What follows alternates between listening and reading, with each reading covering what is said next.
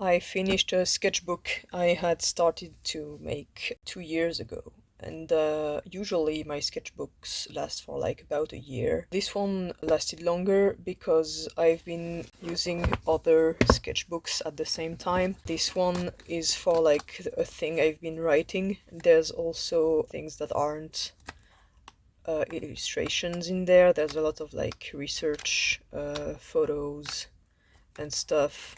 But like every time I do some sort of illustration based on the thing I'm writing, it goes there. So it's something that doesn't go in the main one. And also for like about almost 2 years, it's been 2 years actually. I've been also making a fan comic based on the My Chemical Romance album, 3 Cheers for Sweet Revenge.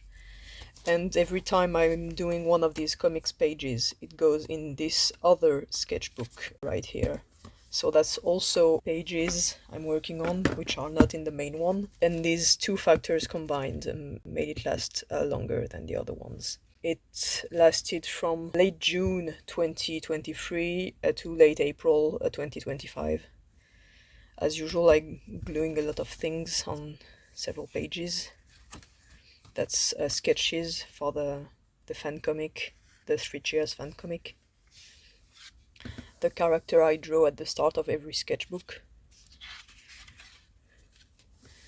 Every time you are going to see little monsters like this in little squares, it's for Patreon. I'm selling them. This is a synesthesia drawing. It's Enjoy the Silence 2004. You're going to see a couple of those in these sketchbooks, but I haven't done a lot of them.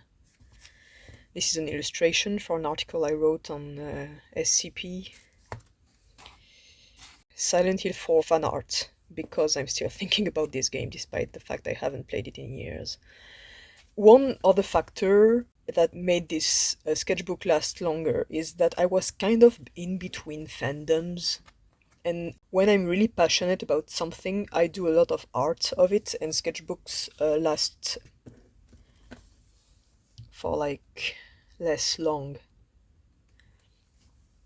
Those were prompts, illustrating prompts for Danger Days. A character from 5 Minutes to Midnight, something I wrote 2 years ago or so, almost 3. I made a video about that drawing. It's my cat on Nux, the character from Mad Max.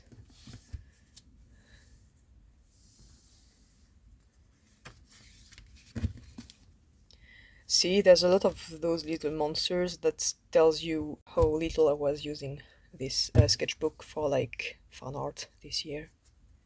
By this year I mean 2023. This is Mr. Brightside, a very complex to draw, very intricate, that took me forever. And that was a bit like, it made me wary about making more of these synesthesia drawings because I was stuck on this page for a while. This trending shitpost based on Torchwood dialogue. For some reason, even if I like Doctor Who a lot, as you might already be aware, I've never been very into Torchwood. I don't really know why. A header for an SCP article, more monsters again. Yeah, I played The Quarry in late 2023. I didn't like it as much as Until Dawn. I thought the story was less well constructed. The characters were very, very good though, so I played it twice. The Quarry again. Yeah, so we got new Doctor Who episodes. This one was the first one with that new Doctor who's David Tennant again. I really liked it, which is why I drew something about it, but like the next one, What Blue Yonder, I haven't drawn anything about it, but it's one of my fave episodes in the entire show now. It's really, really good. And I'm also really glad that the new season we got after that was also pretty good, even if I think it didn't quite stick the landing. And there were a lot of really good episodes in there. And currently, Ncuti Gatwa has his second season, and yeah, I'm liking his Doctor more and more. I think he's on the right path to become one of my fave ones in New Who. I don't think he's going to be like placed above Capaldi in my heart. He's already like at Eccleston levels for me, which is saying a lot because that's the other Doctor I really, really like in New Who. Monsters. Until Dawn Secret Santa. My traditional New Year dictadon. I read Umbrella Academy in late 2023 and I thought it was okay, I liked it. But also I had to draw this character because that guy is a necromancer on drugs. And as you might recall, I stole my name from Faust from Shaman King, who's also a necromancer on drugs. So yeah.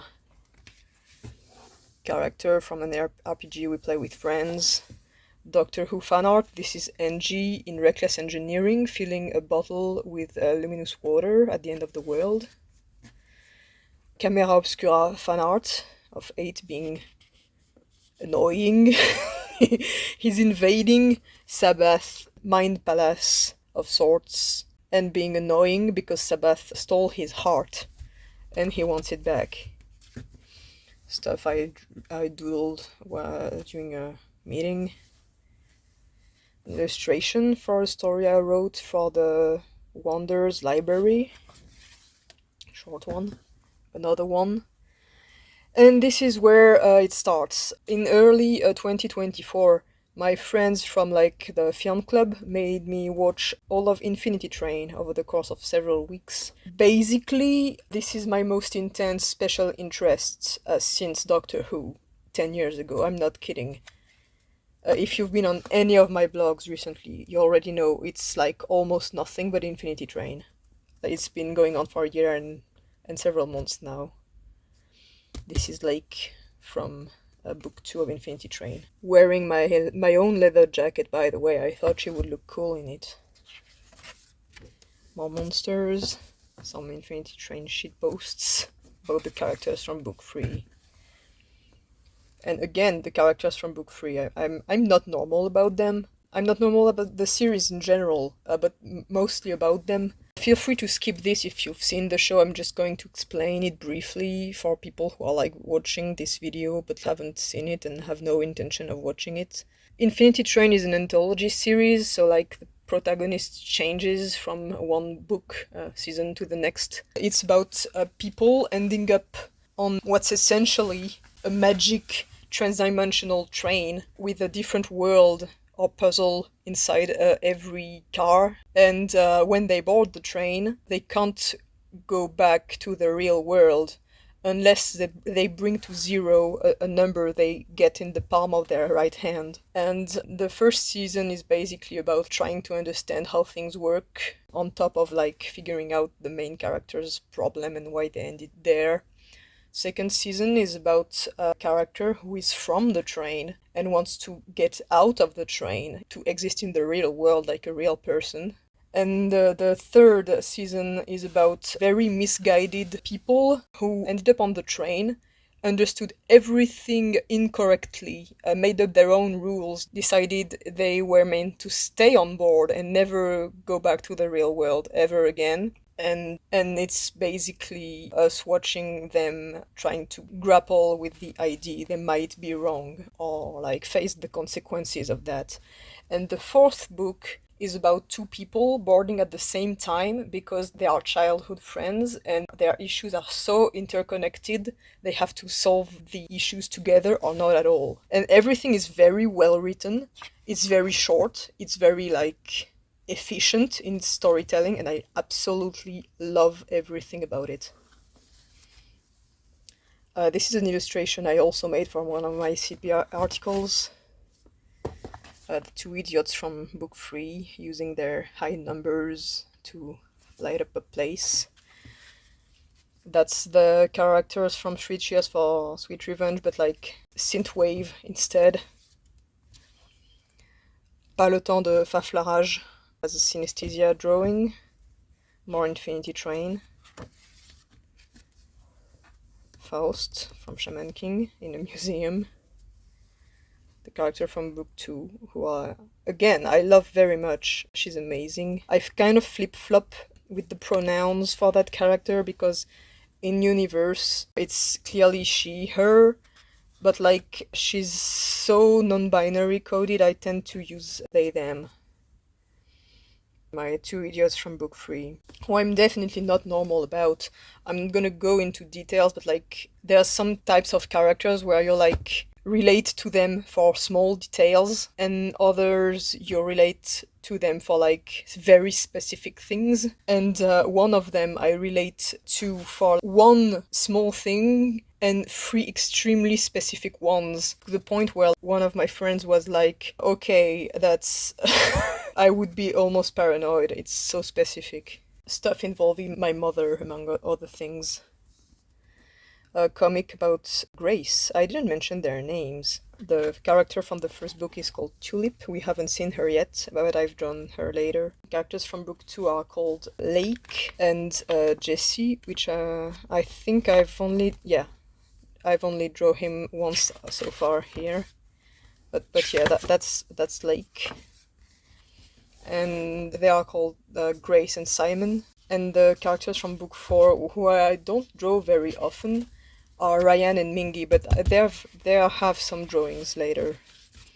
This is an entire comic about Grace after the events of the third season.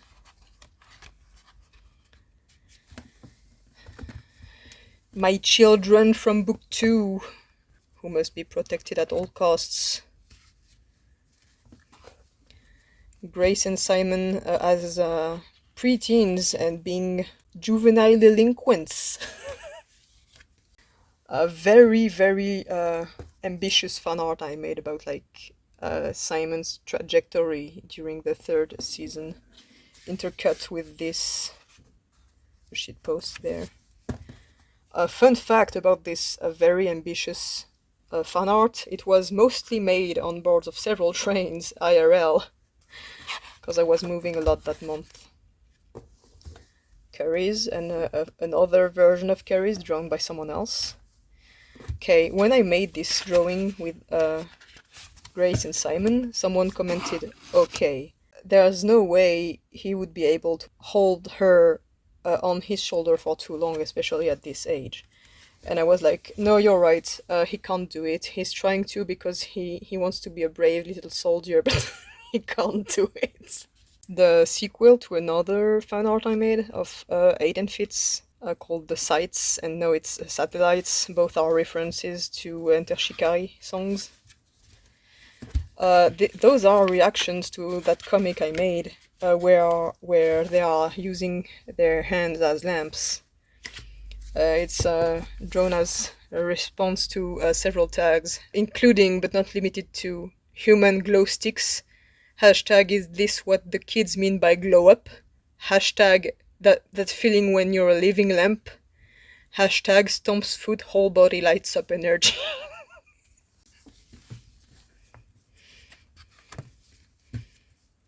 Doodles I made during a meeting again. This one is kind of fucked up. I colored it later with Photoshop and published it anyway. Illustrating a post talking about like former passengers of the train meeting at a convention. More doodles. Lake with a combat vest. I thought it would be funny since I have several of them. Amelia, who I haven't talked about, who's a very important character in the series. Fan art based on the fanfic. More Infinity Train, also based on the fanfic. This one is also a drawing of Amelia. More doodles. Grace and Simon again. When I want to feel good, I draw Lake and Jesse. When I want to feel bad, I draw Grace and Simon. Oh, this was a comic about my old jean jacket, which I've repaired a lot, and I repaired it once again, and I got very emotional last year, and I drew an entire comic about it, and for some reason it resonated with like a lot of people, and it's very successful on Tumblr. Someone was like, hey, is anyone going to draw fan art of that lamp character from book 3 of Infinity Train? And I was like, yeah, I'm going to do it. And as you can see, this poor guy gets decapitated by a little kid. And it's very telling that decapitation is so low on the list of really bad things happening in book 3. And seeing that I was so passionate about Infinity Train, a Doctor Who fan was like, okay, who has the highest number among the characters? And I did a little drawing to answer that. I drew that one specifically because a lot of crossover between these two things about people cloning other people and them not being quite how you want them to be. A lot of crossover between the two series, that's all I'm saying. Illustrating more Infinity Train posts. One about Grace getting a tattoo post-train. One about Lake forging things with her own hair, since she's made of metal. More doodles. And this is the start of Inktober. One drawing per day, and I was very, very overworked, and I still can't believe I finished on time. I don't know how I did it. Well, honestly. People seem to really like this drawing. I don't think it's really good. There's a couple of details that bother me in it, but I'm glad people like it anyway. Really intense moment from season 2. Really intense moment from season 3, even if it looks so serene in pictures like this.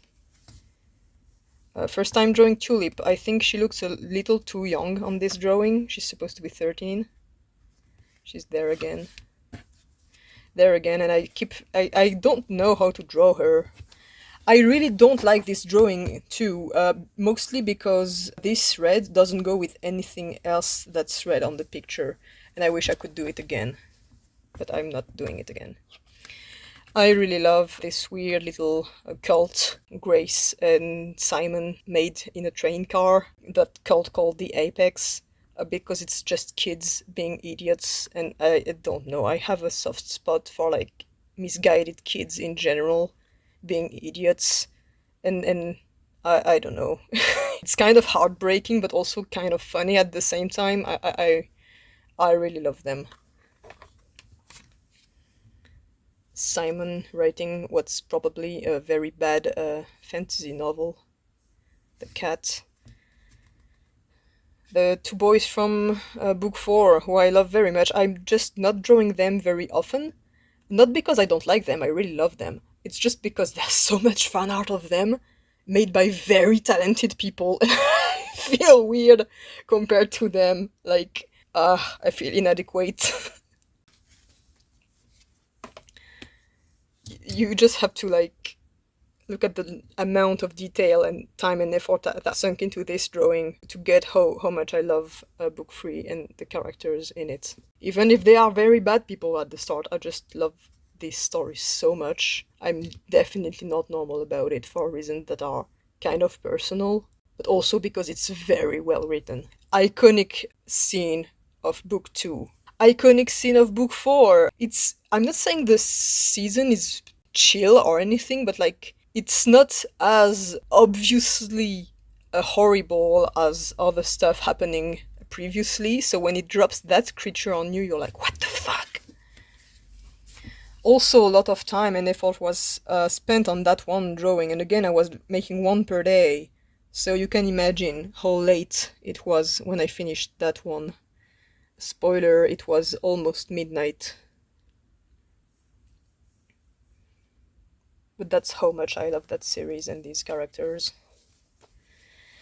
I made this entangled mass of wires around them because, as you might guess, with the huge number they have on their arms, if you haven't like watched the show, they have issues that are so complex and so intertwined. It's kind of like they bring the worst out of each other at all time, and it's been going on for like 8 years. And yeah, it's a whole mess. They feel very codependent, and that's very hard to like disentangle them from each other's influence. Jesse, who must be protected at all costs again. Ryan, best boy. Or worst boy, I don't know. No, he's not the worst boy, Simon exists, but He's kind of a disaster. An episode from book 1, kind of infamous. I had a lot of fun drawing that. That's the first time I think I drew Tulip correctly. I was very tired at this point. It's the like second to last drawing. But like I gave my all on the last drawing, which is based on book 5, which hasn't been made yet, or maybe won't be ever, but I'm still holding on to hope at this point. Fossils and the plushie. 8 with his missing heart. More drawings about the kids from the Apex, based on like a post with headcanons and stuff, which I thought were very funny.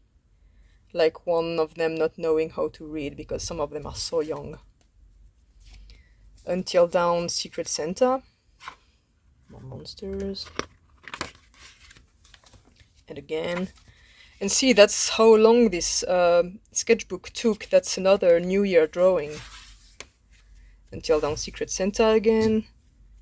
Infinity Train fanfiction drawing.